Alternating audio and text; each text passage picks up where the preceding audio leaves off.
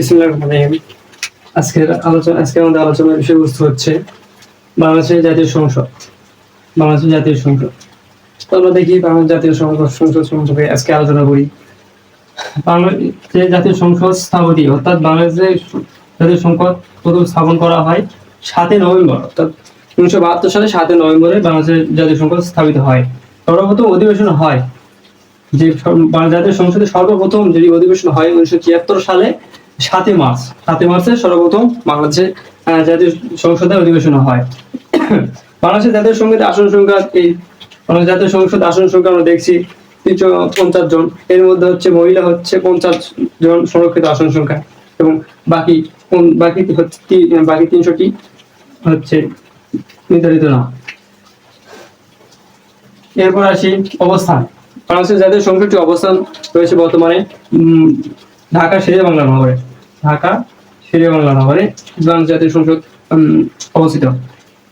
Designer অর্থাৎ জাতীয় সংসদে স্থাপনের সময় যে ডিজাইনার ছিল, অর্থাৎ এই নকশা করেছিল আমেরিকান ডিজাইনার, অর্থাৎ আমেরিকান লুই আইকানে। তিনি বাংলাদেশ জাতীয় সংসদ ডিজাইন করেন। ভাষা বাংলাদেশের জাতীয় সংসদের দাপ্তরিক ভাষা হচ্ছে বাংলা।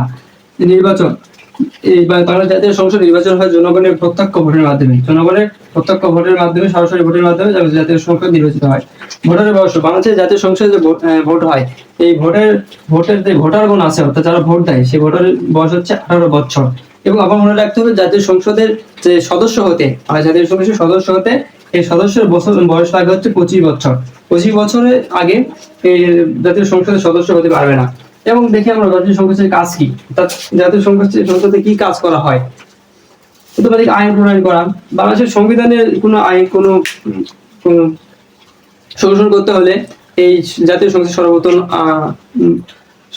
উত্থাপন করা হয় এবং জাতীয় সংসদ থেকে আলোচনা সাপেক্ষে এটি আইনটি বাতিল এবং সংযোগ এবং পরিমার্জিত করা হয়। সরকার গঠন।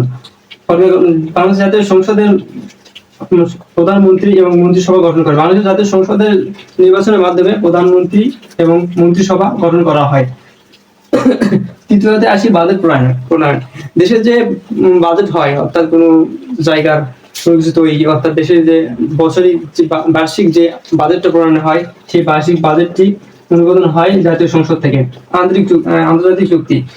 বিভিন্ন দেশের আমরা জানি যে বিভিন্ন দেশের সাথে বাংলাদেশের যে আন্তর্জাতিক একটি চুক্তি রয়েছে, যেমন ভারতের সাথে পানি চুক্তি রয়েছিল, পানি চুক্তি রয়েছে, তিস্তা চুক্তি রয়েছে।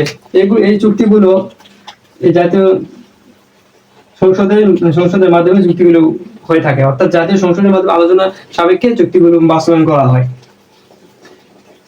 এই হলো আমাদের আজকে বাংলাদেশ জাতীয় সংসদ নিয়ে আলোচনা। তো দেখা হবে নেক্সট কোনো ক্লাসে।